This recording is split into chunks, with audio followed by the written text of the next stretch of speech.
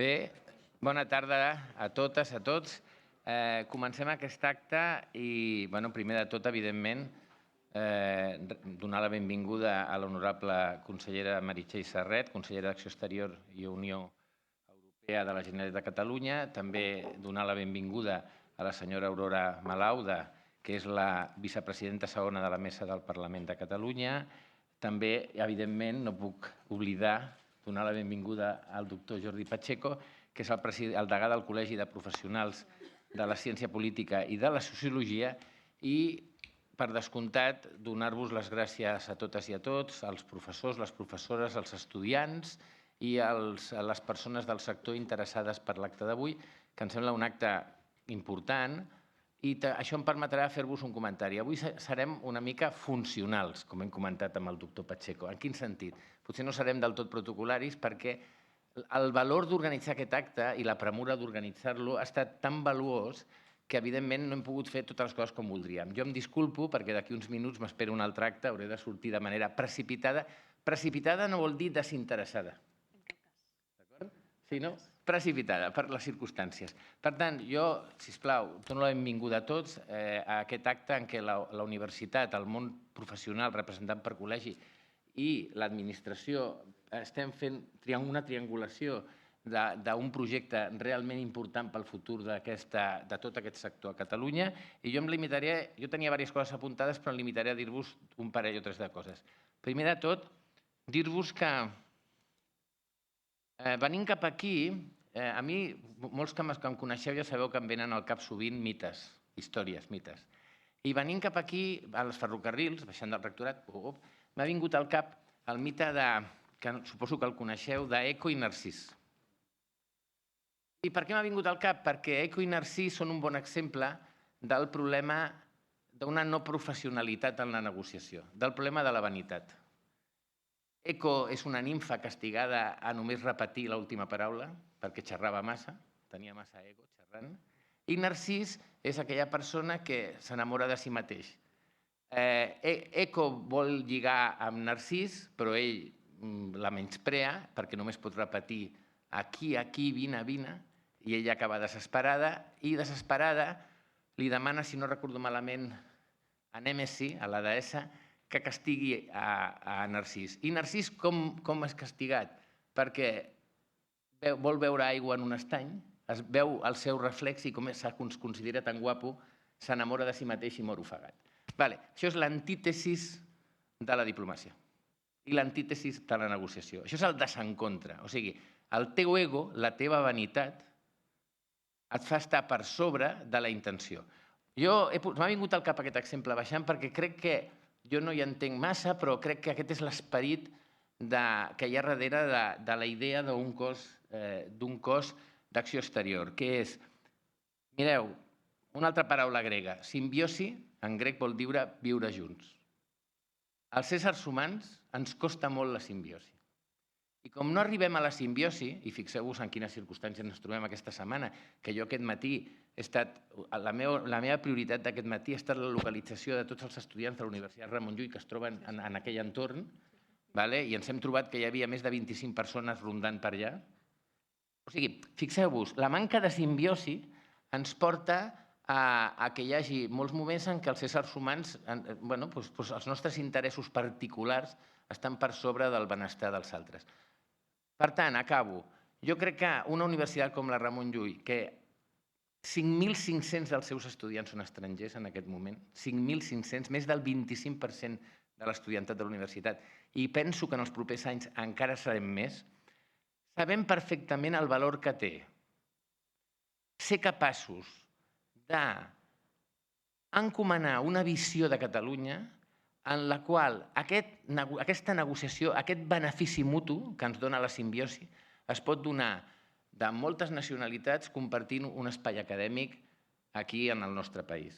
Per tant, a mi em sembla que una de les coses fascinants de la responsabilitat d'uns professionals de cos exteriors és que en el fons ens ajudaran a nosaltres. Ajudaran a que múltiples organitzacions del nostre país que tenen l'ambició de construir simbiosis siguin capaços de portar a terme unes relacions que són de benefici mutu. Per tant, en pro del benefici mutu, com a rector de la Universitat Ramon Llull, em plau moltíssim que el col·legi i la facultat i a la conselleria hagin organitzat aquestes jornades i, evidentment, dono la paraula al degà del col·legi, el doctor Jordi Pacheco. Gràcies.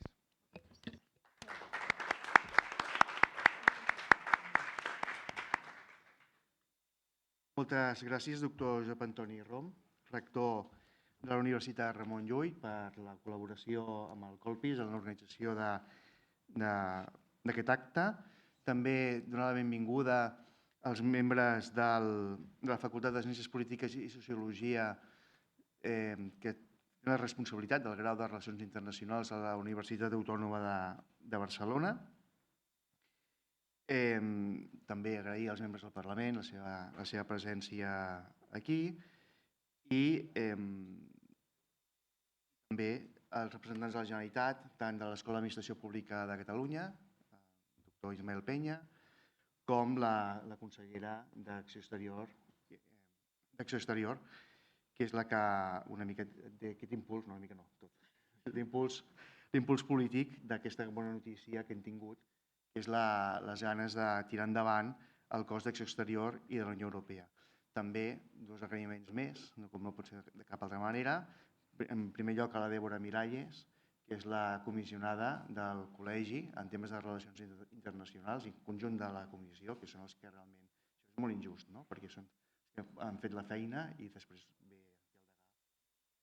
Però, per tant, vull fer aquest agraïment i també doncs, a tots vosaltres, tant les persones que esteu aquí presencialment com les persones que ho esteu seguint de forma telemàtica, en directe o en diferit. Quan des del departament es va posar en contacte i se'ns va comunicar les ganes de tirar endavant aquest projecte de cos especial de Relacions Internacionals i Unió Europea, el primer que vam pensar és que era una magnífica notícia perquè era la peça que falta al trencaclosques. En aquest país hi ha uns magnífics acadèmics en relacions internacionals que ja porten dècades, no? formant professionals i per tant ja comencen a haver-hi promocions amb unes capacitats de treball en aquest àmbit. Si veiem, per què és la peça que falta del trencaclosques? Perquè si veiem quina és la projecció professional que les dues facultats diuen que té la carrera, sí que evidentment hi ha una part que no depèn, és de l'àmbit més aviat privat, la part de consultoria, de negocis internacionals, també en l'àmbit públic, el tirar endavant projectes internacionals, ser analistes, però al final de tot hi ha un apartat que dius, ostres, això cal, no? Cal. Per què? Perquè qüestions com pau i seguretat, com gestió de conflictes, drets humans, la cooperació al desenvolupament, l'ajut humanitari, la política de refugiats, que això ja ho hem vist també en els últims anys, que hi ha hagut necessitat, i, òbviament, tota la part de la Unió Europea, perquè al final les polítiques públiques on es decideixen en bona mesura és la Unió Europea i, per tant, això és una necessitat de país i de les pròpies administracions, claríssimament, que no estaven dotades, no estan dotades en aquests moments de persones especialitzades per tirar-ho endavant. Jo al explicar-ho m'he guiat molt pel pla d'estudis de la Universitat Ramon Llull. En el cas de la Universitat Autònoma encara són molt més contundents, perquè parla d'administracions públiques de tots els nivells que tinguin la voluntat o la necessitat d'intervenir en polítiques, programes i accions europees i internacionals. Per tant, estem formant una sèrie de professionals que ja portem unes quantes promocions que estan al mercat laboral. Per altra banda, tenim unes necessitats urgentíssimes de les administracions públiques, i en aquest cas de l'administració de la Generalitat, però que podem fer extensiva al conjunt d'administracions públiques, de comptar amb aquest tipus de professionals. I jo crec que la decisió d'impulsar-ho, que és on som ara, la decisió d'impulsar-los té una dimensió i una profunditat molt més gran que simplement el que estem tocant. Per què? Perquè al final també posa en qüestió quin tipus de funció pública volem. Si ens volem quedar amb buròcrates generalistes, amb una visió molt jurídica, que són molt importants i que són molt bons i que tenen el seu rol, però simplement ens volem quedar aquí, és un model que després ens queixarem que és un país burocratitzat, una administració pública que no acaba de tenir aquesta perspectiva de l'impacte. En canvi, el fet de crear un cos d'exteriors i de la Unió Europea és un pas en contrari, de realment reclutar personal especialitzat, perquè al final també, permeteu la llicència, pel món no es pot anar de qualsevol manera. Aleshores sí que, clar, òbviament, la gent a base de practicar aprèn, ja veurem exemples de gent que realment tenen molt bones pràctiques, però realment com a país necessitem, és una necessitat i que no es pot deixar passar de cap manera. Per tant, en això estem molt contents i simplement també dir-vos, els que sou en aquesta sala, que teniu el col·legi a la vostra disposició. Nosaltres agrupem molts professionals de l'àmbit de les ciències socials, mantenim aquest nom de Ciències Polítiques i Sociologia, però, òbviament, recordeu que els graduats en Relacions Internacionals, així com GAP i altres tipus de titulacions, us podeu afegir en el col·legi, que és un lloc on procurem que la gent es conegui entre si, que promocionar-la, que és donar-la a conèixer, que tinguin una formació complementària i també és veritat, intentem, no sé si ho aconseguim prou, ser un grup de pressió per aconseguir que tinguem el reconeixement que ens mereixem. I bé, com que hem exercit de pressió en aquest cas, volem agrair també que ens hagueu escoltat i fins aquí, simplement al Departament d'Exteriors l'impuls i també la col·laboració en aquest acte.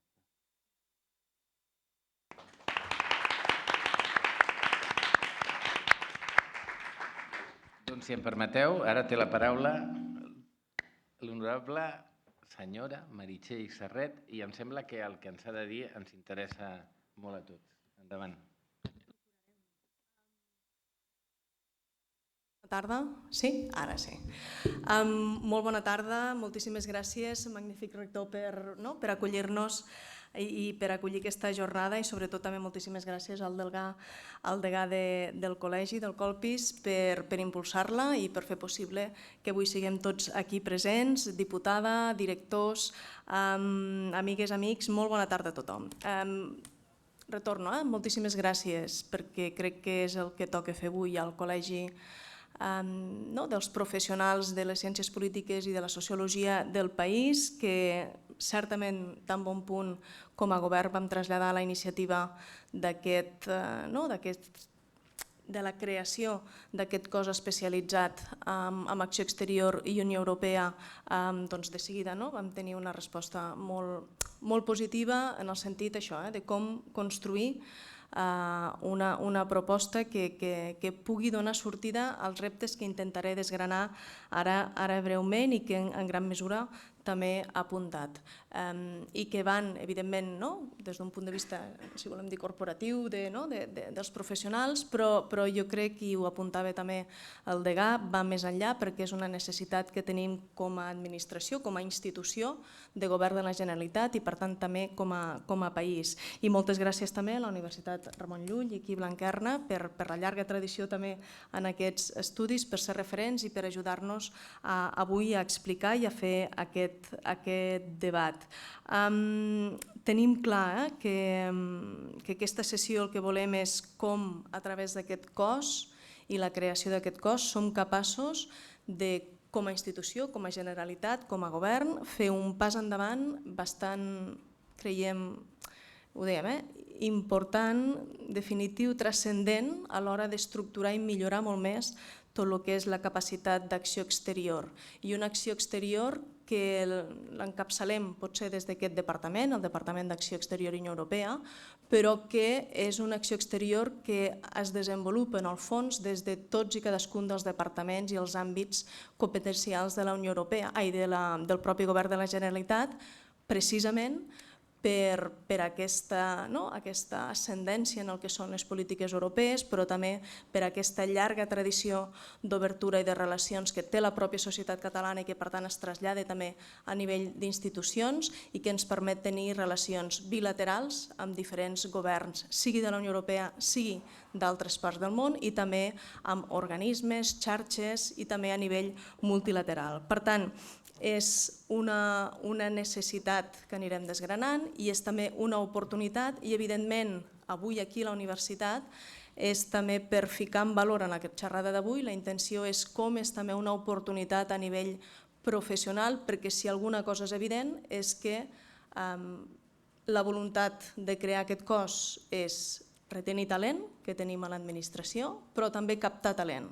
I perquè aquesta capacitat i aquesta tendència increixendo de l'acció exterior de la Generalitat i que d'alguna manera es trasllada també en el conjunt d'organismes públics i de nivells diferents d'administració, va en creixent i per tant farà falta necessàriament aquesta expertesa.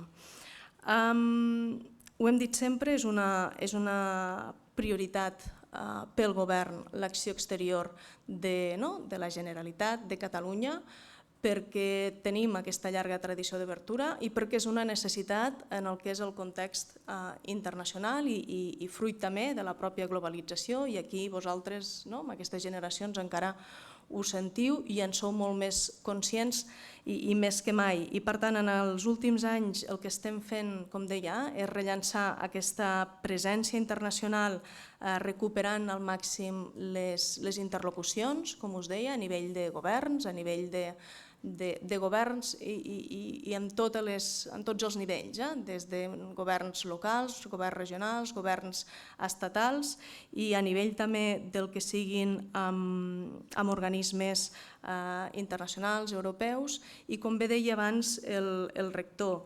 el que ens hem marcat de principis i crec que també és una constant és que aquestes relacions les volem establir sota uns criteris que ens permetin, d'una banda, ser útils, que és com a administració el que ens toca, però útils als objectius de l'administració, de la societat catalana, als nostres interessos, però també útils a les nostres contraparts.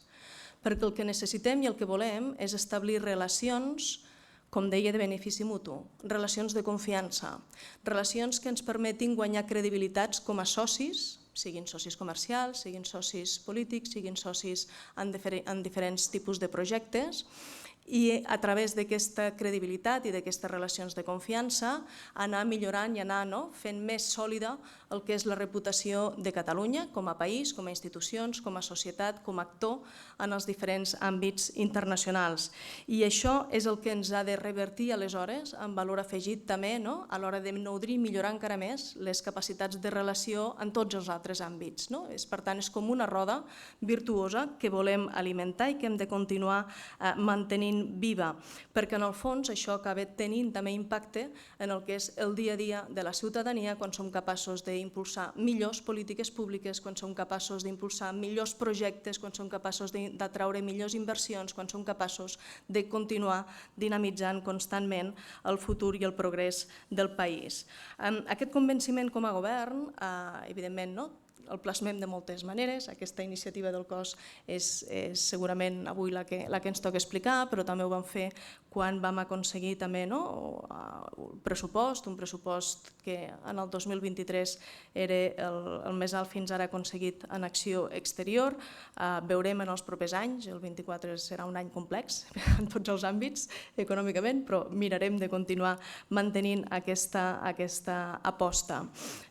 Com us dèiem, aquesta proposta del cos, per tant, vol ser un pas endavant. I un pas endavant que té a veure amb una necessitat. És evident, i ara tornaré a dir una obvietat i que enllaça també amb aquesta mitologia, l'exemple mitològic que ens deia el rector. Al final, relacions internacionals són relacions humanes. Per tant, el que necessitem aquí és com tenim aquestes persones preparades al màxim per poder, el que dèiem abans, dinamitzar aquestes bones relacions útils, de confiança, en benefici mutu, que puguin estructurar relacions sòlides, estables i que vagin consolidant una bona visió o posició a nivell internacional. I això és una necessitat que es fa evident en dos grans moments. Primer, quan es crea el propi departament. El departament és jove, es va crear el 2016 de la mà del conseller Raül Romeva. És un departament que ha patit sotragades, a més dura l'article 155, va ser el departament que va patir més tota la intervenció i la repressió que ha vingut després amb l'article 155 i que des d'aleshores, amb tota aquesta acció de poder tenir més veu, de poder tenir més presència, hem vist i hem constatat que necessitem bons professionals. Bé, a partir d'aquí, quan se'ns torna a fer molt evident, ha sigut també ara, aquest darrer any, amb tot el procés d'estabilització que s'ha viscut de l'administració pública i que ens obligava a un departament petit, relativament jove i petit, que tenia la major part del seu personal en situació de laborals o interins i que havia de fer tot un procés d'estabilització i que a l'hora de fer aquest procés d'estabilització no teníem eines. No teníem eines com a administració, com a departament, per retenir o captar talent. No podíem demanar idiomes, no podíem demanar l'especialització en coneixement ni premiar qui tenia coneixement de polítiques europees, d'institucions europees, de dret internacional, etc. A partir d'aquí, una cosa que ja sabíem des que es va iniciar el departament i es va crear el 2016 el departament, es fa evident que és urgent i necessari crear aquest cos, dotar-nos de la capacitat de poder donar sortida a aquesta necessitat d'uns perfils especialitzats. I més tenint en compte també que no només afecta el propi departament, com us deia abans, sinó que necessitem que aquest cos tingui una visió del conjunt del govern, perquè també és evident que l'acció exterior, com us deia abans, no la fa només un departament, sinó que la fa tot el govern. Per tant, necessitem aquesta expertesa en totes aquelles unitats dels diferents departaments que actuen a nivell internacional, sobretot Unió Europea, i aquí tenim els companys del Departament d'Economia o d'Empresa i Treball o de Cultura o d'altres que tenen aquesta necessitat també de tenir aquest perfil internacional, sobretot, insisteixo, a nivell europeu. Per tant, amb aquest cos hem de poder donar aquesta especialització i alhora impulsar aquesta estructuració, aquesta consolidació, aquesta solidesa al propi corpus de l'acció exterior de tot el govern de la Generalitat de Catalunya per, com us dèiem, en totes aquestes relacions a nivell internacional siguem capaços de tenir especialistes, retenir el talent que ara ja hi ha dins de l'administració i que pot donar sortida i solidesa a aquestes necessàries relacions internacionals, sinó també captar talent. I allà, amb aquesta, com diem, necessària tendència a anar augmentant, poder captar talent que s'adeqüi bé als perfils i a les necessitats que puguin anar sorgint en el que és l'administració de la Generalitat. I, evidentment, sent conscients que això després també acaba tenint un efecte mirall en altres administracions, siguin diputacions, sigui administració local, perquè en el passat ha passat a vegades. I aquí és quan ve tan important també tota aquesta implicació a l'hora de formar tot aquest talent, sigui el que hi ha dintre l'administració pública, sigui el que ve en aquestes noves convocatòries de l'Escola d'Administració Pública, les universitats i aquesta simbiosi que dèiem dels professionals formats, de les noves fornades i els espais on es formen aquests nous professionals i allà on som un clar focus a l'hora d'identificar les necessitats i els perfils i el seu desenvolupament. A partir d'aquí, una mica també perquè en siguem conscients i perquè som conscients també que hi ha qui des del primer moment també vol discutir el fet de crear aquest cos i que considera que ni cal, ni és necessari, ni hauria de fer cap mena d'acció exterior la Generalitat. Per tant, deixar molt clar des del primer moment que com a Generalitat tenim totes les competències, tenim un estatut, l'Estatut com a llei orgànica, ni que no sigui el que voldríem o que vam votar en el seu dia, però és una llei orgànica i recull que l'acció exterior és una obligació de la Generalitat de Catalunya. Tenim també la llei de 16-2014, que és la llei d'acció exterior i de relacions amb la Unió Europea, que és la que fixa tot el marc normatiu i que cal fer esment sempre que va ser aprovada en el seu dia, el 2014, amb un ampli consens. En aquella època aquest consens estava format per, a l'època, Convergència i Unió, el Partit Socialista, Esquerra Republicana, Iniciativa Catalunya Verds, Esquerra Unida Alternativa, per tant, un marc de consens ampli a nivell parlamentari i que, evidentment, aspirem a que aquest consens siguem capaços i estem treballant perquè aquest consens sigui també el mateix que doni suport a la creació d'aquest cos. I perquè aquella llei, també la del 2014, 16/2014, té una disposició addicional primera que ja ens diu i encomana un mandat al govern i diu que el govern ha de dur a terme el desplegament reglamentari necessari per dotar l'administració del personal amb preparació i coneixements específics per exercir aquestes funcions d'acció exterior i de relacions amb la Unió Europea. I això és el que ara, amb aquesta iniciativa del cos d'acció exterior, estem fent. Estem complint amb aquell mandat que ens dona la llei i el marc normatiu.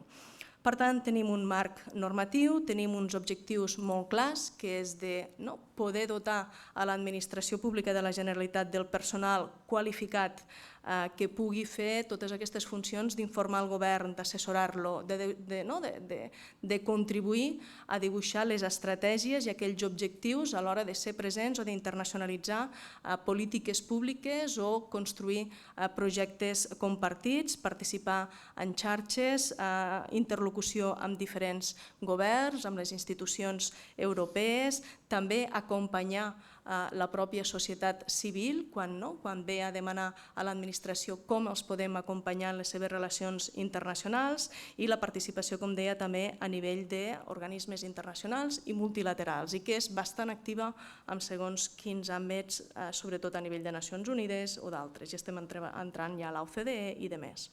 Per tant, aquest cos d'acció exterior ens ha de permetre garantir que l'administració pública catalana disposem del personal preparat amb coneixements i aptituds específics per defensar aquests interessos de la societat catalana, de la institució de la Generalitat, dels departaments i del govern arreu del món, incrementar la capacitat d'atreure i retenir el talent, facilitar també aquesta mobilitat i intercanvi d'aprenentatges entre els diferents departaments, ara en faré una mica d'esment. També disposar d'aquelles eines que dèiem abans per convocar i per fer avinent en les convocatòries de llocs de treball quins requisits específics fan falta per donar resposta a les necessitats, incorporar, per tant, aquest personal expert en tots els departaments que permeti també, amb aquesta expertesa comuna, reforçar aquesta visió transversal, aquesta capacitat d'acció coordinada a nivell d'acció exterior de tot el govern i, per descomptat, reforçar aleshores tot el que és la projecció i la capacitat d'influència de Catalunya, de les nostres institucions, del govern a l'exterior i facilitar al màxim la promoció d'interessos i polítiques de la Generalitat.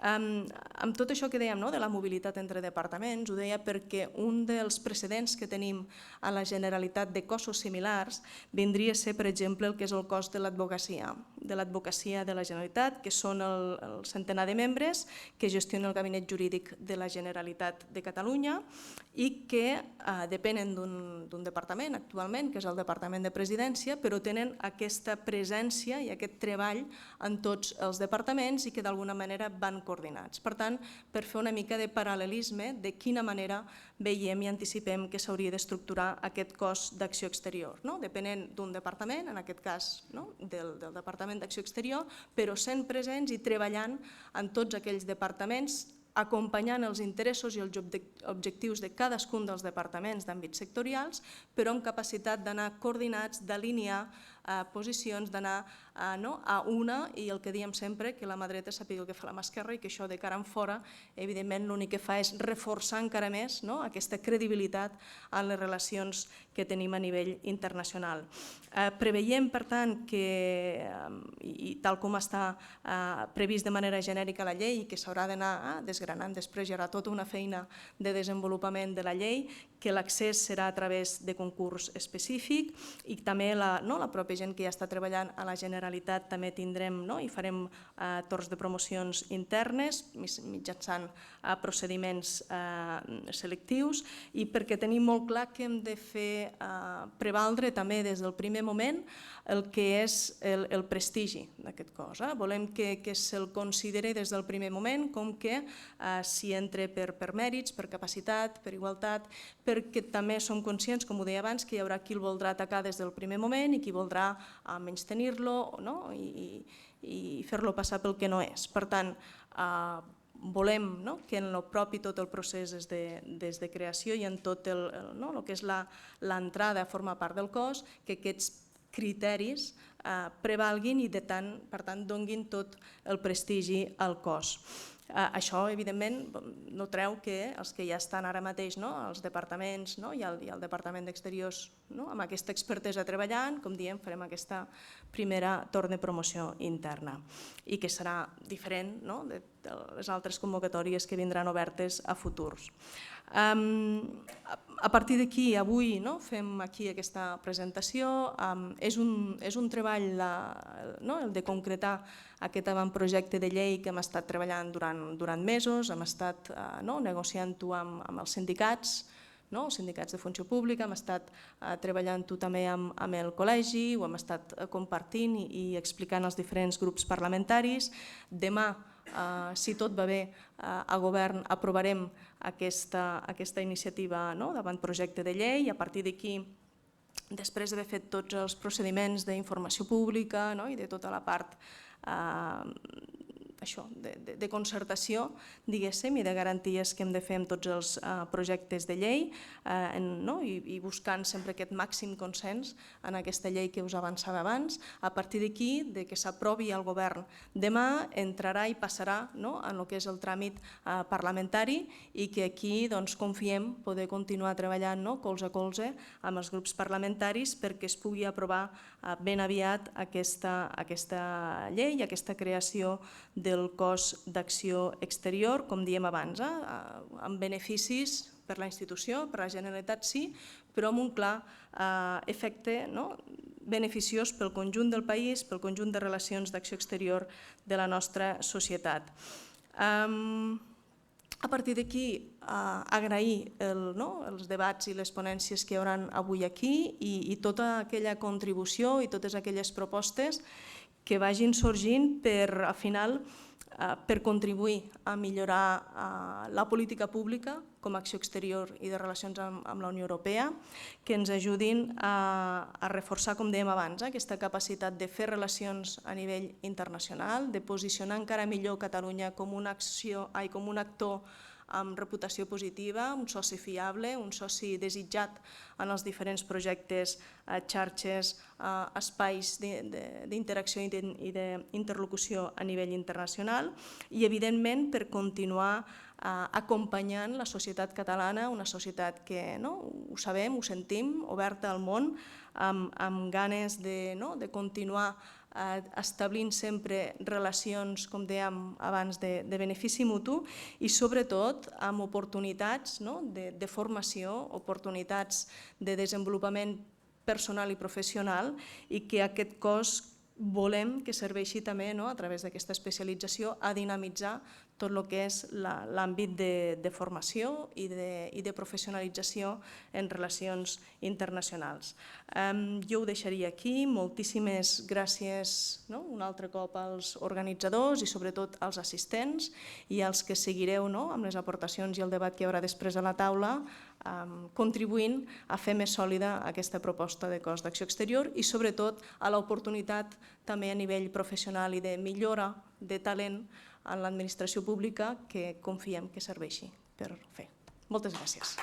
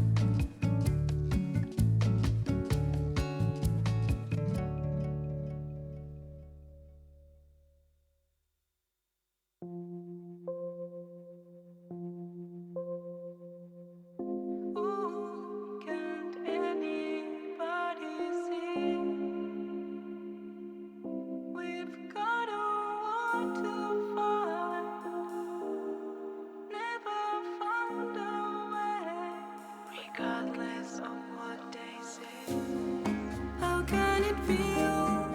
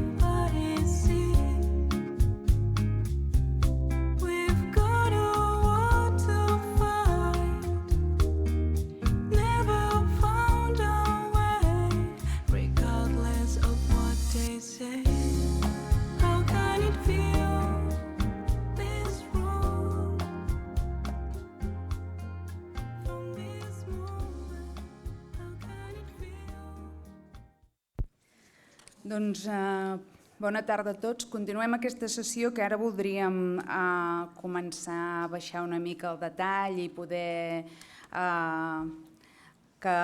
conèixer les diferents perspectives de persones que estan treballant directament amb els temes de relacions internacionals i que sigui a nivell universitari i acadèmic, sigui a nivell pràctic, ens podran donar les seves opinions sobre les necessitats i implicacions de tenir aquest cos d'acció exterior. I per fer-ho tenim 4 persones que, com he dit, representen tot aquest món acadèmic i professional en l'àmbit de les relacions internacionals. Tenim l'Onocero aquí a l'esquerra, director, que segur que el coneixeu tots vosaltres, director del grau de Relacions Internacionals d'aquí a la Blanquerna. Entre altres coses també ha estat director de Relacions Institucionals del Centre UNESCO de Catalunya i actualment és president de la Federació Catalana d'Associacions i Clubs de la UNESCO. La UNESCO de Catalunya és una ONG catalana que manté relacions oficials amb UNESCO i Nacions Unides. Després tenim el professor Grassa, doctor en filosofia, professor de Relacions Internacionals de l'Autònoma, expert en seguretat, transformació de conflictes, molt vinculat al col·legi, que sempre ens ajuda i ens forma en temes de relacions internacionals. A més, la seva experiència és important en tant que també ha estat assessor i vinculat a l'administració de la Generalitat i de les institucions públiques, va ser president de l'ICIP i per tant també la part acadèmica ens podrà donar moltes informacions interessants. A la meva esquerra, l'Aida Díaz. L'Aida és politòloga, també és membre del Colpis, és la responsable del programa d'internacionalització del Departament de Recerca i Universitats, per tant és una persona que treballa el seu dia a dia en l'àmbit de l'acció exterior i la Unió Europea dins del govern. De fet, ha treballat 16 anys en temes europeus i internacionals en l'àmbit de la recerca, ha estat en comitès de treball de programes de finançament de recerca i innovació de la Unió Europea, és avaluadora de la Comissió Europea i ha estat punt de contacte i és punt de contacte per a l'Espai Europeu de Recerca. I finalment, a l'extrem dret, l'Ismael Peña, que actualment és el director de l'Escola d'Administració Pública de Catalunya. Amb anterioritat va ser director general de Participació Ciutadana i Processos Electorals i ha treballat molt estretament tot el tema de l'impacte de les TIC en àmbits com el desenvolupament, la democràcia i ha treballat en 25 països amb organismes tan importants com el Banc Mundial o el PNUD. Presentats els nostres ponents, faré una intervenció molt ràpida perquè no disposem de molt temps, hauria de durar una hora més aquesta sessió i ens agradaria donar una mica de temps per si es vol fer alguna pregunta. Per tant, iniciem el debat de forma immediata. Només resumint una mica el que ha dit la consellera, l'Estatut d'Autonomia ja estableix que la Generalitat té competències per fer acció exterior i per tant és una activitat que es du a terme de forma normal des de fa molts anys. A més, la llei de l'acció exterior, la llei 16/2014, que estableix una mica el desenvolupament de l'Estatut i els instruments amb què comptem, ja diu que la Generalitat s'ha de dotar de personal preparat i capaç de dur a terme aquesta acció exterior. Per tant, tenint aquesta base i tenint aquesta necessitat, li demanaré a l'Ismael, com a director de l'Escola d'Administració Pública, una mica perquè ens expliqui el per què és necessari realment aquest cos i si realment amb aquest cos es cobreix un dèficit que té l'administració en aquest moment.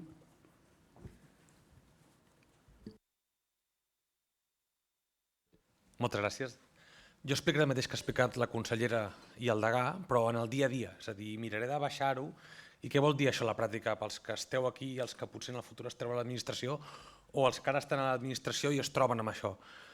Explicaré aquesta part que hem d'especialitzar-se, que deia el degà, si volem ser generalistes o especialitzats, no crec que sigui una opció. Crec que el que ens demana el món, que cada cop és més canviant, és que hi ha una part generalista que s'ha de mantenir, la part del funcionariat que fa 200 anys que funciona mantenint una administració que ha de ser garantista, que ha de ser neutral, etc.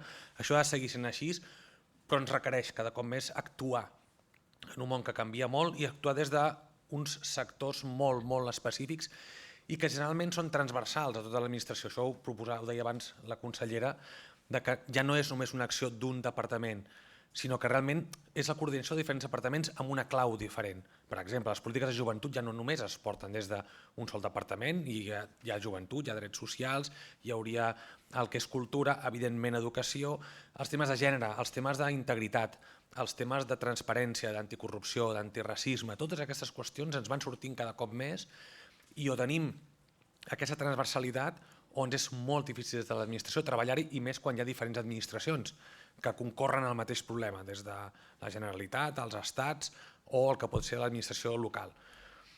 Jo apuntaré 3 grans qüestions que en la pràctica ens afecten molt i que aquesta agrupació ens ajuda moltíssim a treballar d'una manera diferent. La primera és agrupar funcions per saber quins són els codis que compartim. L'acció exterior es fa ara mateix des d'acció per la part d'emprenedoria, des del LLULL, des de la part de cultura, des de recerca per la part de recerca, etcètera, des de diferents departaments, i ells tenen les seves perspectives verticals, cooperació al desenvolupament des de l'Agència Catalana, però ens falta aquest compartir codis. Què vol dir compartir codis? Saber quins són els actors rellevants a nivell internacional o a nivell nacional, on està el contingut o la perspectiva o què passarà demà o què passarà demà passat, com innovem en metodologies, en instruments, en maneres de treballar, i això necessitem agrupar-nos transversalment per als nostres instruments per saber com ho podem treballar i sobretot saber que parlem el mateix idioma. Estiguem en el departament que estiguem, declinem la nostra acció com la declinem, saber que tenim uns companys que entenen aquests mateixos idiomes i podem treballar plegats. Això sembla una obvietat quan un porta un temps especialitzant-se, però l'administració no funciona així. Llavors, insisteixo, aquest agrupar funcions i al voltant d'aquestes funcions, quins perfils professionals, quines competències han de saber, quins continguts, quins actors, quins coneixements, quins utillatges, quins instruments, etcètera, necessitem això per poder seguir treballant, per poder fer impacte en el món. 2, endreçar, entre cometes, la demanda, l'oferta, és a dir, primer, qui ofereix aquests perfils professionals, qui ofereix aquests coneixements i sobretot com els pot desenvolupar. Per una banda, com aquesta oferta ens arriba endreçada per part de, en aquest cas, les facultats, per tant, els professionals de la formació, siguin facultats, siguin col·legis professionals, etc., com ajuden a formar i a desenvolupar aquests perfils a fora, i de mateixa manera, dins de l'administració, en el cas de l'Escola d'Administració Pública de Catalunya que jo represento o algunes altres, com podem endreçar aquesta oferta de coneixements de forma no només que en un moment puntual els tinguem, sinó com els desenvolupem. Crec que aquesta part de carrera professional, de desenvolupament al llarg dels anys, és la part més important. Podem formar-nos sempre, però podríem tenir una aproximació, insisteixo, estratègica. No només que necessitem l'any que ve saber per poder treballar l'any que ve, sinó d'aquí 10 anys on serem i d'aquí 10 anys com necessitem tenir un itinerari de formació, de desenvolupament, d'incentius, de treball en equip, de col·laboració entre diferents persones, diferents equips, diferents administracions. I per últim, endreçar la demanda, és a dir, hem endreçat les funcions, sabem que hi ha unes funcions que es poden agrupar i que fins ara, entre cometes, no ho sabíem, que hi ha unes persones que poden desenvolupar aquestes funcions, però saber també qui demanda aquestes funcions, com les pot identificar. I aquí abans la consellera parlava de com poder seleccionar millor, com poder identificar llocs de treball transversalment en els diferents departaments que ens ajuden a dir aquesta part o aquesta funció dintre d'aquest departament hauria de tenir aquestes competències i per tant poder demanar millor. Demanar millor, insisteixo, vol dir seleccionar, vol dir mobilitat professional, que una persona que està fent temes internacionals a recerca pugui moure's a cooperació internacional o pugui moure's a cultura de la pau o pugui moure's a promoció de l'emprenedoria perquè les seves funcions són transversals a tots aquests àmbits i això l'administració ens ajuda molt a poder també posar les persones on fan falta, que no estiguem lligats a un lloc específic sinó que realment sigui un grup de funcions les que treballin junts. Jo ho deixo aquí i després, si de cas, continuem. Moltes gràcies.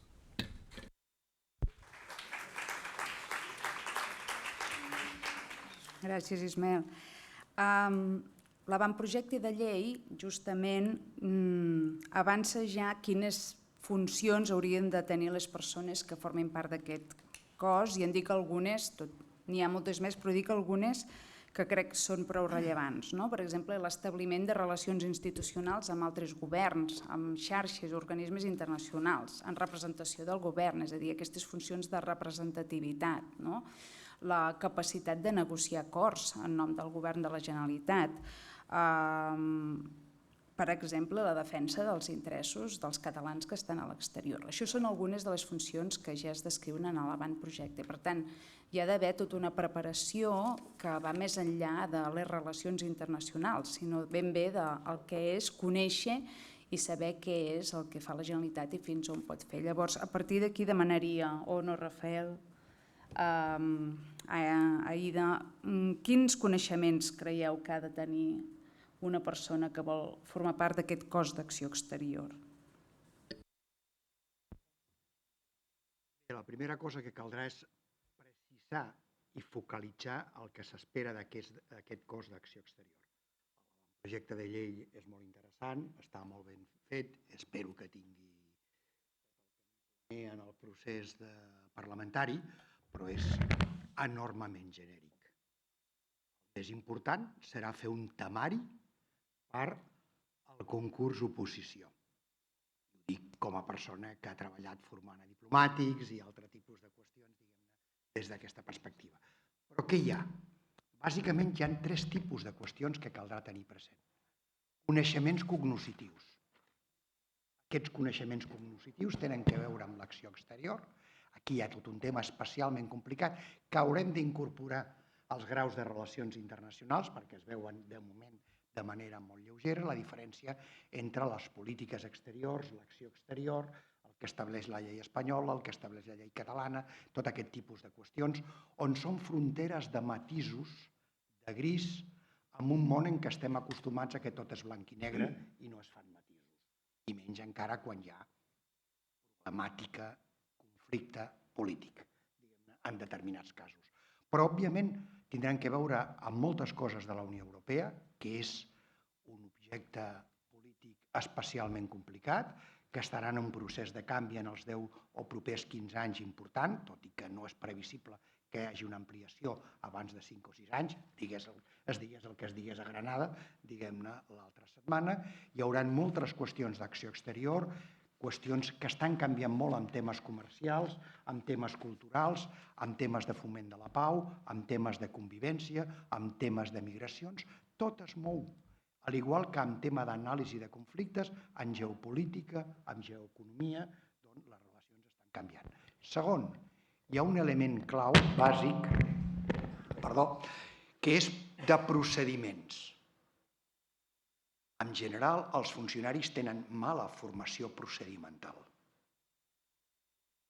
Aquí entro des de procediments bàsics de negociació, d'acord, fins a, tercera cosa important per no allargar-me, habilitats, el que els psicòlegs anomenen habilitats toves, que avui en dia són bàsicament les que et demanen per selecció de treball i de personal. Bàsicament, les habilitats toves tenen a veure amb treball en equip i resolució de conflictes, lideratge, empatia, col·laboració o maneig de situacions conflictives. Segons, comunicació efectiva i negociació, diguem-ne, hi ha coses diverses. Tercer, pensament crític. Quart, creativitat, maneig de situacions complicades, com per exemple contenció, una funció bàsica per un cos d'acció exterior. No dir el que no s'ha de dir. Recordar a Santa Teresa de Jesús que deia, diguem-ne, que un és esclau de les seves paraules i amo dels seus silencis. I sense això, i tenint en compte que en general els polítics d'en contenció no en tenen cap, els tècnics d'aquest cos han de ser els que han de donar aquesta feina. Per tant, tot això és el que hauria de mirar-se amb tot aquest temari. I última cosa, si em permets, i així hi ha coses que sé que sortiran després, això s'ha d'aclarir amb l'entrada al cos, que és per concurs públic. I si jo hagués de recomanar, diria, primer 1 o 2 vegades de concurs públic lliure i després promoció interna. No comencem la casa per la finestra, diguem-ne, etc., per intentar, diguem-ne, resoldre els problemes que ja tenim a la Generalitat, que me la conec bé, diguem-ne, des d'aquesta perspectiva. A partir d'aquest accés haurà d'haver-hi, ho preveu el projecte, l'avantprojecte de llei, haurà d'haver-hi un supòsit o 2 pràctics. Això és molt important en el procés d'acció. Ha d'haver-hi, aquestes competències s'han de demostrar. Hem de veure qüestions, veure més enllà si coneixen bé la llei o no. Ha d'haver-hi un o dos o tres supòsits pràctics que han de formar part de l'oposició. Tercera qüestió. Jo crec que hauria d'haver-hi, amb la mesura que la llei ho permeti, l'Ismael en sap molt més que jo d'això, algun tipus de període de pràctiques. No pot ser que agafis aquesta qüestió. Si volem realment retenir talent, tenir talent i fer-ho bé, i ens juguem el prestigi del nostre país i de la nostra Generalitat. A partir d'aquí, dues coses més que sotmeto a consideració. Els cossos d'acció exterior o els cossos diplomàtics salvant les distàncies que conec, tots tenen un procés des de fa 200 anys claríssim. Hi ha una formació interna preparada per la pròpia institució un cop has arribat al cos. I això és clau i s'haurà de fer. Hi haurà d'haver-hi una promoció interna després també vinculada a aprenentatge al llarg de tota la vida, a cursos de diferents tipus, etc. I, per últim, haurà d'haver-hi algun mecanisme de pràctiques en aquest sentit. Tot això es pot lligar amb el Colpis, amb les universitats que tenen graus de relacions internacionals, amb microcredencials, fins a 15 crèdits, que permet el decret d'organització dels ensenyaments, amb altres qüestions, amb màsters. I per últim, caldrà des del principi marcar el territori.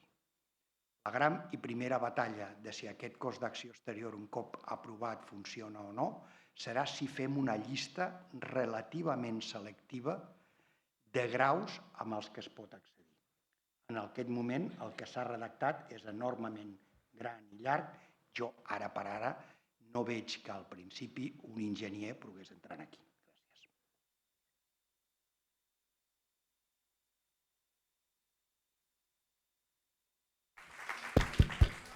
Gràcies. Bona tarda a totes i a tots. Ok, no és cap... Com sempre, el Rafa ja ha fet un molt bon dibuix esquemàtic i molt exhaustiu de totes les coses i els aspectes que han de regir aquesta qüestió, que els comparteixo quasi tots, i potser que només afegiria alguns temes en quant a elements cognitius com temes d'estudis regionals, que jo crec que avui en dia i avui allò que presenciem en l'actualitat, allò que està passant, em sembla absolutament fonamental que la gent dels cossos d'acció exterior tingui informació en àmbits regionals com Àsia, Àfrica, MENA. Penso també en qüestions de, potser, temes de capacitació, en temes de prospectiva i avaluació de riscos. Subscric completament tots els temes d'habilitats toves que diu el Rafa, però insistiria sobretot molt en tot el tema de la capacitació en temes de diversitat cultural, diversitat religiosa i lingüística, i sobretot temes, a part del pensament crític que tu has mencionat, potser una cosa que aquí a la facultat tenim intentem treballar molt, que és potser una qüestió sine qua non de la nostra facultat, perquè estem en temes de comunicació. La rellevància de tot el tema de comunicació, no només com subjecte i contingut de les relacions internacionals, sinó també com a eina de transmissió i de creació de noves narratives en matèria de relacions internacionals, que per a aquelles persones que estan actius en el cos d'acció exterior em semblen molt importants. Rafa també ja ha mencionat el tema de marcar territori i que subscric evidentment completament, i també subratllar des del nostre punt de vista, o des del meu punt de vista, la meva sorpresa al veure que, per exemple, només s'exigeix en aquesta primera entrada un nivell d'idioma en anglès, un B2, que em sembla per unes persones que treballen en un cos d'acció exterior amb l'ambició que exprima la Generalitat de Catalunya, em sembla molt modest, potser massa modest i no a l'alçada de les ambicions que el país té. I per altra banda, potser també s'hauria d'imposar o d'exigir un segon idioma en funció del lloc específic que es demana, amb una indicació d'un nivell específic. Potser que peco d'ingenuïtat, però potser que també ve parcialment perquè vinc d'una tradició d'un país on tot el tema d'oposicions no és tan desenvolupat i que sempre he tingut una certa reticència, confesso, cultural, però m'adapto a les circumstàncies d'aquí, perquè en alguns casos he vist, almenys en alguns casos que he pogut presenciar també en organismes internacionals, un cert corporativisme malsà que pot condicionar o pot ser el resultat d'un cos d'aquest tipus. Llavors jo crec que allà és un dels temes, un dels reptes que hem d'evitar i jo crec que aquest és un tema molt important. Finalment, tal com Rafa ja també ja ho ha dit, necessitats de formació permanent, entenc perfectament i comparteixo completament allò que diu el Rafa. Penso que hi ha un model molt interessant que s'està desenvolupant a Quebec, l'Institut de Diplomàcia de Quebec, que està fent una oferta de formació permanent interna pels funcionaris del govern de Quebec, en el qual col·laboren les diferents universitats en els seus graus de relacions internacionals des de les seves especificitats pròpies i des de les seves... Jo crec que això seria un sistema que es podria articular potser aquí com a sistema també. Deixo aquí.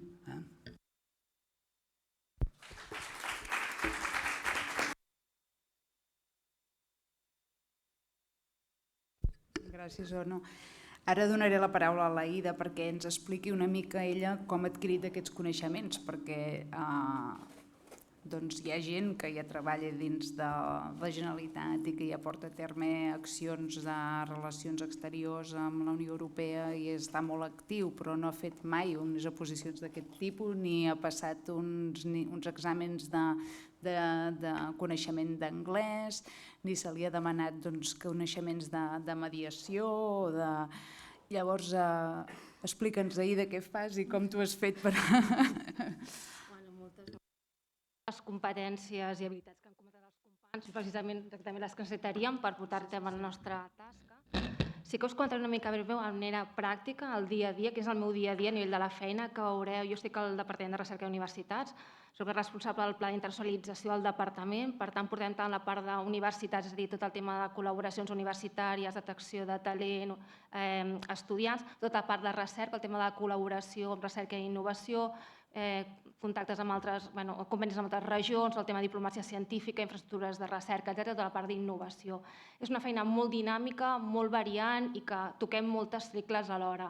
Aleshores, quan ens plantegem molt la feina, sí que ens plantegem des de dos punts de vista molt diferents. Per una banda, actuem molt com a promotors d'activitats polítiques, etc., de la pròpia Generalitat, però també tenim un altre rol molt important que abans ha comentat el rector de la Universitat Branquerna, com a facilitadors de les entitats del sistema internacionalitzant-se. I això sí que una mica depèn molt una tasca o l'altra, una mica les nostres habilitats i una mica les tasques que acabem realitzant fent en aquest sentit. També hi ha dues dimensions molt diferents al nostre dia a dia a l'hora de treballar amb elles, encara que estan molt interconnectades. Una part és la part europea, aquestes col·laboracions amb altres estats o regions europees, però també amb la Unió Europea, el tema de seguiment de polítiques europees, posicionant-nos a nosaltres entre la Unió Europea, tenir accés als grups de treball de la Unió Europea, promoure més la participació nostra. I una altra part molt diferent quan treballem el dia a dia, que és la part internacional, és a dir, amb els organismes internacionals i amb altres països i regions de la resta del món. Són dos temes que, com ho tenim plantejat, no només el nostre departament, sinó tots els departaments ho tenim molt plantejat de manera diferent, però estan molt interconnectats, perquè moltes vegades, a través de la Unió Europea, és una plataforma que tenim nosaltres, sobretot per internacionalitzar-nos. I això, per exemple, jo ho he après en el dia a dia. Jo vaig estudiar polítiques, vaig fer un màster també de diplomàcia científica, etc., però aquest paper, a través de la Unió Europea, les plataformes, els instruments que tenen per ajudar a internacionalitzar-nos i a posicionar-nos és fonamental, i això ho he estudiat molt amb el dia a dia. I una tasca també molt I també un altre tema a tenir, que sí com la Unió Europea ho tenim tot molt més pautat, estructurat, etc., però tenim aquesta vessant, sí que quan treballem tot el tema més internacional, la geopolítica juga un paper molt important i és molt més variable. Per tant, també tots aquests coneixements de geopolítica són molt importants. O sigui, a vegades, per exemple, tot el tema, el paper de Xina actualment, no? La guerra de Rússia amb Ucraïna ha canviat moltíssim les nostres relacions. I estic parlant de recerca, que és un àmbit bastant transversal i que a més no hi ha grans conflictes polítics a nivell de recerca, la recerca és col·laborativa, d'això ens afecta molt. Un altre tema que sí que n'han comentat tots és aquest tema d'establir xarxes i col·laboracions. Treballem amb tots els agents, ens connectem molt, és molt transversal entre els diferents departaments de la Generalitat, treballem molt amb els delegats del govern de la Generalitat fora, a l'exterior, però també molt també amb els ajuntaments. L'Ajuntament de Barcelona, per exemple, en tot el tema d'Àsia, Mar, Japó, estem en diversos projectes conjunts per col·laborar conjuntament per internacionalitzar-nos o fer acció exterior. També tot el tema, també a vegades amb el Ministeri, sobretot quan anem a comitès de treball a nivell de la Comissió Europea, però també organismes internacionals i també amb tots els actors del sistema. Per tant, tot el tema de relacions, treball, crear xarxa, etc., és fonamental en aquest sentit i, tal com deien abans, tot el tema de negociació, tot el tema de resolució de conflictes, i és un tema que no era tan conscients fins que he entrat a treballar aquí. El tema de portar reunions. Portar una reunió és relativament fàcil, però portar-la bé és molt complicat quan tens molts actors diferents, tant de fora com de dintre. Perquè a vegades també la gent de dintre, quan van amb tu per internacionalitzar, tampoc és fàcil, també hi ha molts conflictes interns, a veure una mica quins són els diferents, el que volem fer nosaltres. I temes també a vegades de protocol, semblen coses que les formes són superimportants i no t'ho diran, però després nosaltres tenim contactes amb tots els... I una altra cosa que tampoc ho sabia abans de començar a treballar és tenir molt contactes amb tots els consolats. Tant perquè ens obren portes allà o quan venen gent de fora convidem al consolat i també és un actor molt important en el nostre dia a dia. Com actues amb ells, etc. és fonamental. I a vegades no t'ho diran, però després per darrere, si hi ha coses que no els agraden, això sí que tenen moltíssima relació i moltíssima importància. I una mica a nivell també de... I tot això, jo crec que la teoria jo crec que és fonamental, jo vaig fer polítiques, relacions internacionals, i tenir una bona base és fonamental i és clau, però també totes aquestes eines que vas creant del dia a dia, com funciona la Comissió Europea, temes de diplomàcia formal o informal. La diplomàcia informal és fonamental, aquest dia a dia, quins canals tens, etc. Per tant, tota aquesta formació, la part teòrica és important, però la part pràctica, que et vingui gent que està treballant sobre el terreny, que t'expliqui el seu dia a dia, com és un dia, com negocia o com està treballant qualsevol tema. Jo crec que aquest tema també és molt i molt important. I, bàsicament, una mica ho deixaria aquí ara, a nivell de més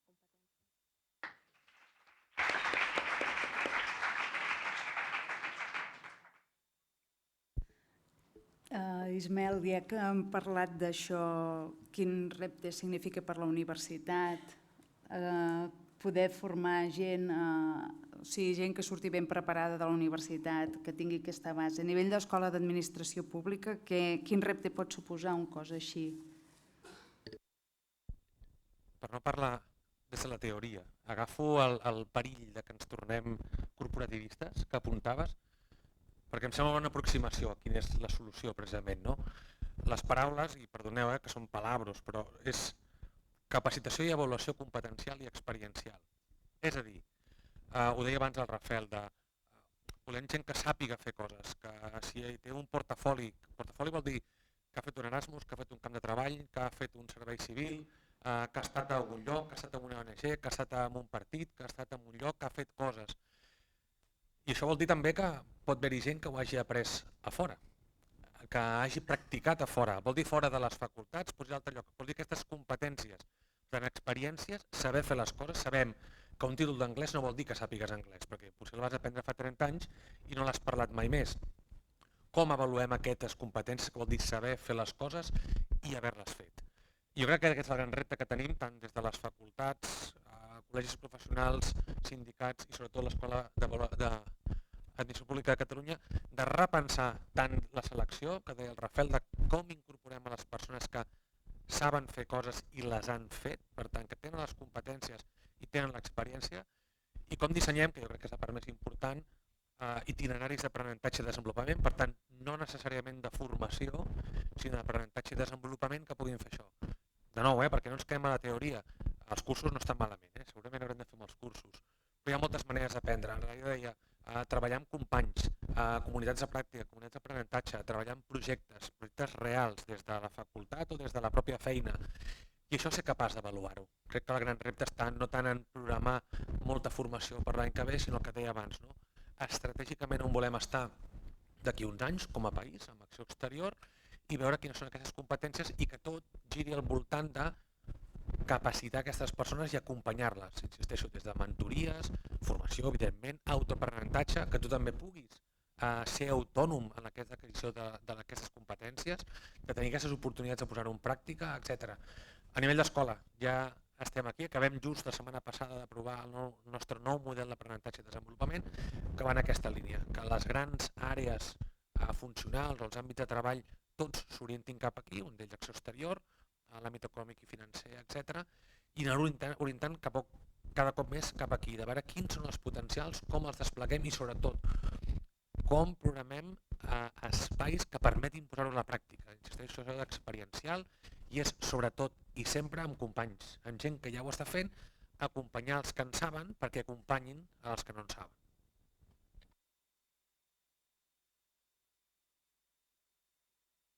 Bueno, aquí jo crec, estem desmuntant el pati, aquí penso que és molt interessant que, diguem, perquè jo no sé, però potser que em podeu explicar una mica com està aquí en aquesta nova proposta de cost d'acció exterior, com estan contemplades o com estan incorporades aquelles persones que, per exemple, treballen a les delegacions de la Generalitat a l'exterior, si entren o entren, i que jo crec que allà, diguem, els itineraris d'aprenentatge que podrien tenir i oferir aquestes persones serien precisament molt valuoses.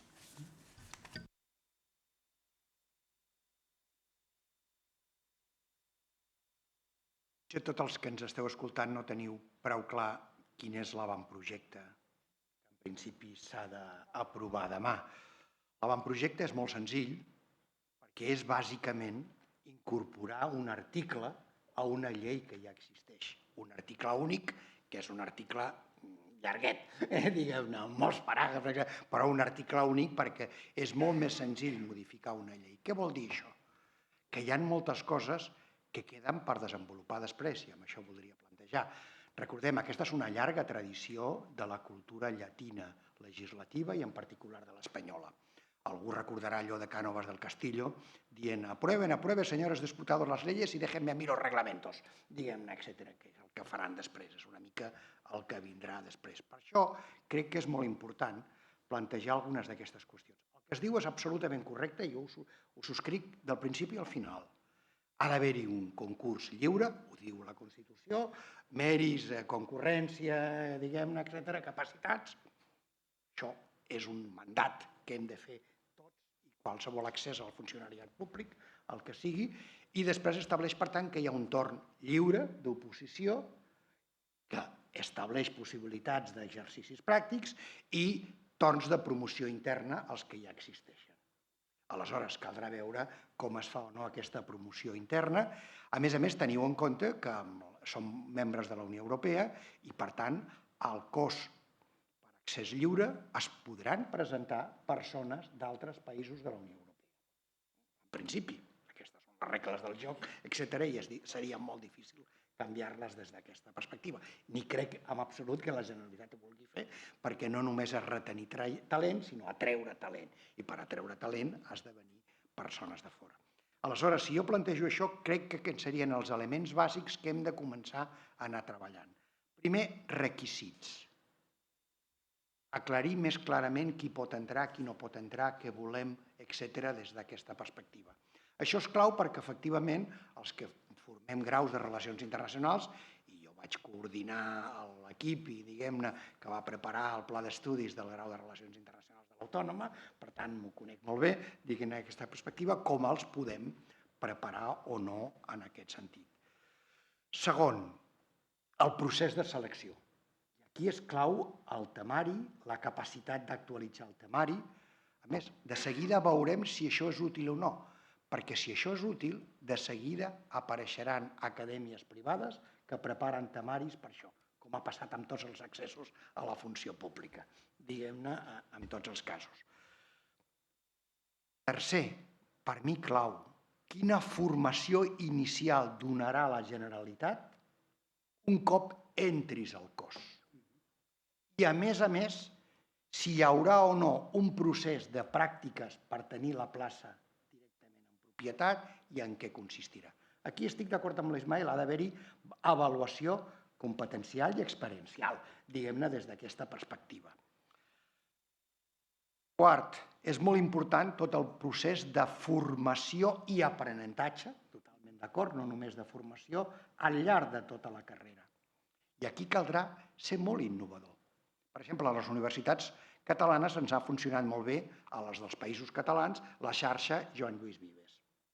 La creació d'una xarxa que permet ara, des de fa quants anys, que el personal d'administració i serveis i el personal docent i investigador facin estades a diverses universitats dels països catalans membres de la xarxa. El mateix caldrà fer amb ajuntaments, xarxes d'ajuntaments, amb 4 motors, en grups d'aquest estil, preparar mecanismes perquè aquesta gent pugui estar a diversos llocs i aprendre aquest tipus de qüestions, etc. I per últim, serà clau i fonamental l'ascens i la promoció.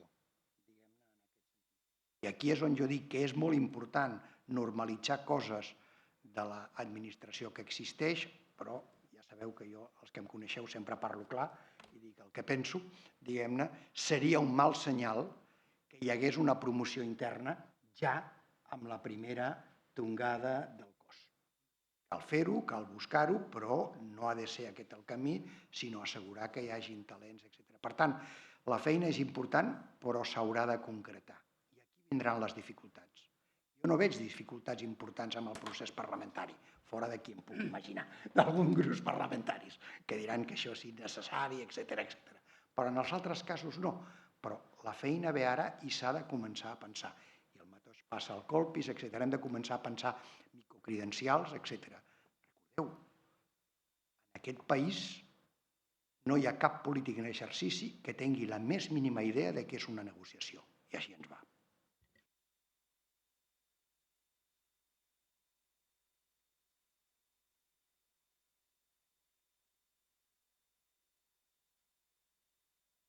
El perquè d'aquest cos, que és sumament important per el que han dit tots els companys i també la consellera Serret, però també perquè en el dia a dia les tasques d'administració estan com molt procedimentades, tot és molt reglamentari, etc. I els que fem internacionals som aquells que fem coses diferents, coses rares i que a vegades no encaixen en el propi sistema. Això et dificulta molt el teu dia a dia. I moltes vegades inclús hem deixat de fer algunes activitats perquè no acaben d'encaixar en els propis procediments de l'administració. Per tant, tenir aquesta figura, aquesta funció, ens permetrà una mica donar visibilitat, estructurar, etc. Normalment, a banda del Departament d'Exteriors, acostumen a ser unitats bastant infradotades. En el meu cas, que estic jo sola amb una companya administrativa, sí que després hi ha gent més concreta que sí que ens ajuden en activitats concretes, però normalment en tots els departaments són molt pocs les unitats els que portem internacionalització o pràcticament són nuls. El tema del pressupost, hi ha les persones, a vegades el pressupost, com no hi ha unes tasques, no està procedimentat, és allò que és diferent a el que fan els altres, tampoc hi ha un pressupost lligat i per tant també ens permetrà tot aquest tema i estructurar-lo. Per tant, sí que crec que és important, són passos importants una mica per donar-li estructura, impuls, etc. També són unitats molt més dependents del moment polític i dels representants polítics. Quan són coses que estan molt estipulades com convocatòries, ajuts, etc., sí que depenen però no tant, però quan són temes molt més dinàmics, creatius, aquí depèn molt això de la geopolítica, ara, per exemple, Àfrica abans no estava en temes de recerca i innovació i ara Sud-àfrica, també Àfrica subsahariana és un actor molt important. Sempre és molt variant i per tant en aquest sentit jo crec que és fonamental aquest tema de tenir aquest cos per estructurar, donar visibilitat i donar consistència, perquè ara són figures que estan, però tampoc estem allà una mica, som aquells que fem coses una mica diferents a el que es fa dintre de l'administració, els que no estem al departament, almenys d'exteriors. Crec que és important tenir-ho en compte. Jo volia, no sé si respondre o comentar el que ara apuntava el Rafael. Jo no sé què passarà en el futur. També estic d'acord que la part parlamentària és la fàcil i després és la complicada.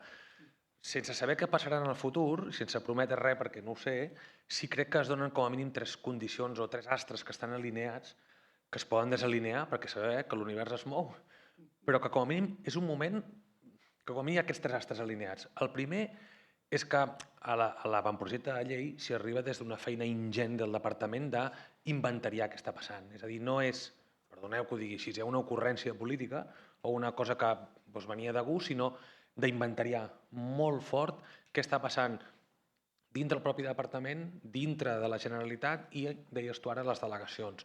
Per tant, s'arriba des d'una necessitat d'endreçar, si voleu dir-li endreçar, podeu dir sistematitzar o de fer una carrera, etc. Però s'arriba des d'una feina molt gran i, perdoneu que parli bé dels companys, però jo crec que molt rigorosa. Almenys m'ho miro jo des de l'escola, la feina que han fet els companys del Departament d'Exteriors, i crec que s'ha fet una feina molt rigorosa amb això. La segona, la comentava l'Aida, d'una consciència interna, si voleu, també d'oportunitat o de necessitat. És a dir, no només d'inventariar, de veure què hi ha i dir que s'ha d'endreçar, sinó realment de punt de no retorn, o si voleu, de massa crítica, dieu-li com vulgueu, de dir prou fins aquí, necessitem aquesta variabilitat, aquest inventari, posar-lo endreçat, perquè veiem que hi ha la necessitat de tenir aquestes maneres de parlar-nos, aquests codis compartits. I una altra qüestió que jo tampoc crec que sigui menor, a més, de fet, potser és la més complicada, el fet que s'hagin estabilitzat ara mateix els interins, que l'escola pugui fer un nou model d'aprenentatge, en part perquè hi ha hagut aquesta també presa de consciència de que s'ha d'endreçar no només l'àmbit exterior, sinó la funció pública en general i les carreres professionals. Hi ha, insisteixo, és un astre que està alineat, que es pot descentrar, però hi ha també aquesta necessitat des del que és funció pública i l'Escola d'Administració Pública d'acompanyar a qui faci falta, i en aquest cas Acció Exterior, a professionalitzar, especialitzar, desenvolupar àmbits de funcions molt concrets i que estan molt ben perimetrats. Si això després acabarà amb un reglament millor o pitjor, o hi haurà canvis en el món que ens faran descarrilar, no ho sé, però sí que és cert que aquestes tres coses, de repensar la funció pública en general, l'inventari de què estem fent i què no estem fent en el camp d'exteriors, i internament, diguem que els treballadors necessitin endreçar això, i és una cosa que crec que ha passat en pocs àmbits d'una forma tan clara com ha passat ara. Llavors, com a mínim soc optimista, o li veig sentit, diguem-ho així, i crec que pot haver-hi consens polític aquí també en dir que això és una necessitat, si voleu, més tècnica que política i que té molt de sentit desenvolupar-la.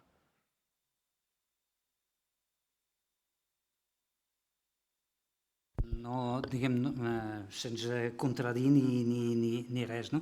Però en tot cas jo crec que una de les coses que jo crec que seria interessant i que ja també ha estipulat el Rafael en algun moment és efectivament veure quin tipus de carrera pública, d'administració pública es podria indicar, no? Perquè l'experiència pràctica i l'intercanvi permanent, suposo que el Rafael també ho té des de la universitat, perquè tots tenim alumnis nostres que treballen amb xarxes professionals sectorials molt importants en organismes internacionals i la voluntat eventualment de considerar una funció en l'administració pública en l'àmbit de relacions internacionals depèn, entre altres coses, de dos temes, no? Els sous, això és la realitat, i després també la carrera que poden fer, no? Llavors, en aquest sentit, diguem, no sé quin és el topall que es pot arribar a d'establir, perquè fins ara, que vosaltres em corregeu si m'equivoco, no? Però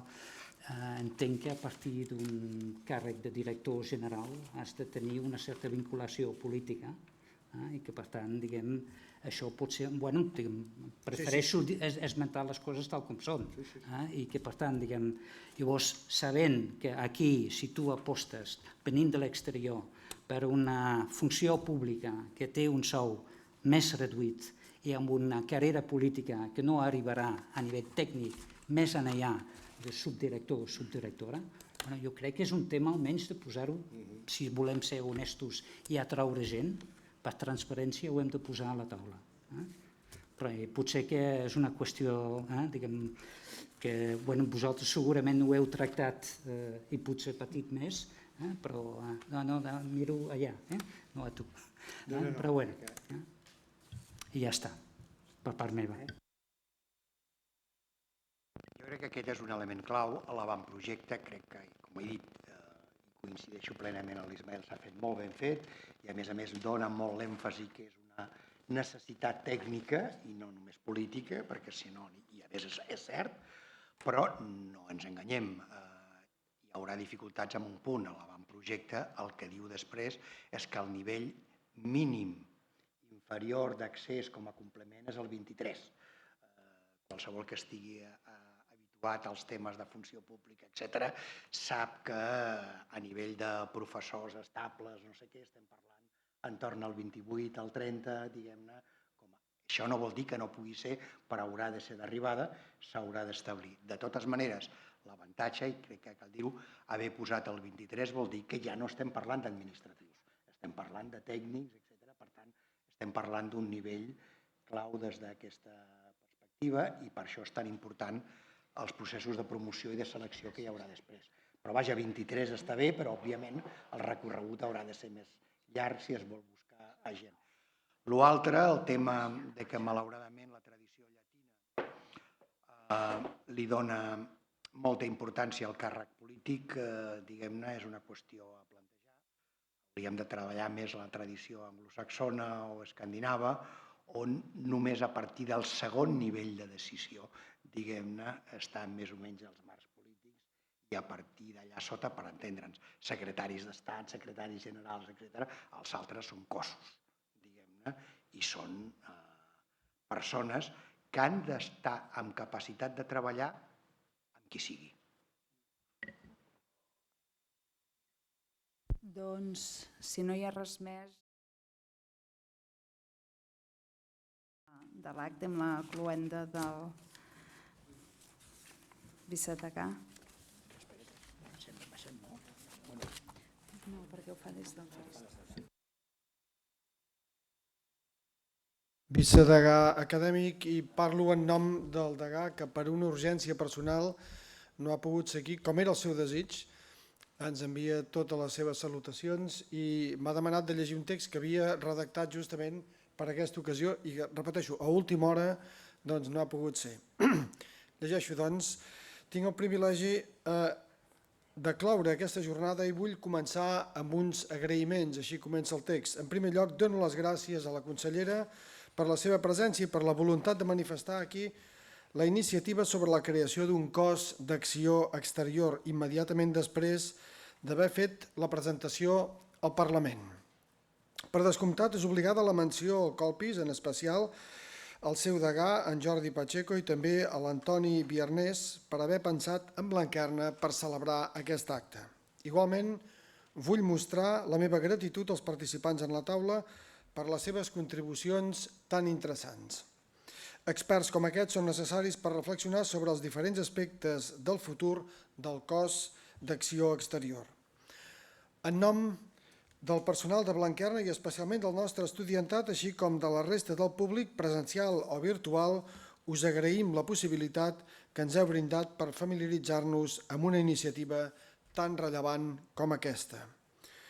Vull compartir algunes consideracions sobre el desenvolupament d'aquest cos i ho faré des del punt de vista de la formació a partir de la nostra modesta experiència a Blanquerna. Sembla evident la necessitat que la formació en relacions internacionals sigui interdisciplinària, amb un accent marcat en els estudis regionals i en els idiomes. L'esperit analític i crític ha de ser consubstancial a aquesta disciplina. A més, la teoria només tindrà sentit si es vincula a la pràctica, una seqüència en què el professorat i les pràctiques curriculars són fonamentals.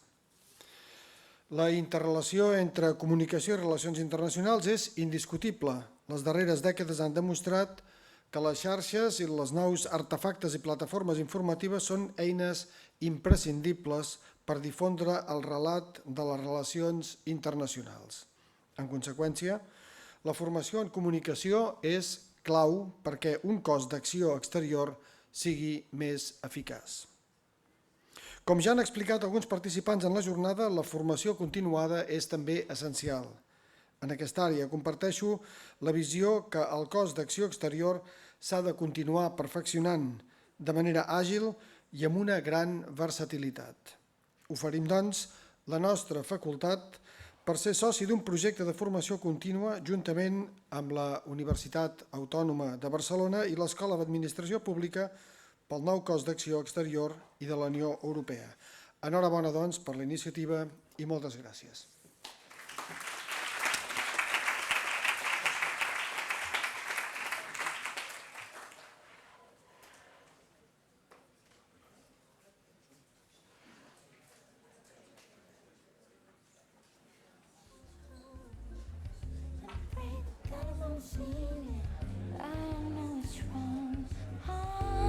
What's wrong?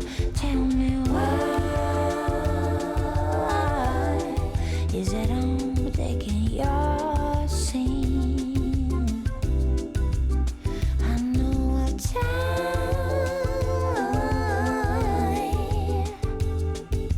baby.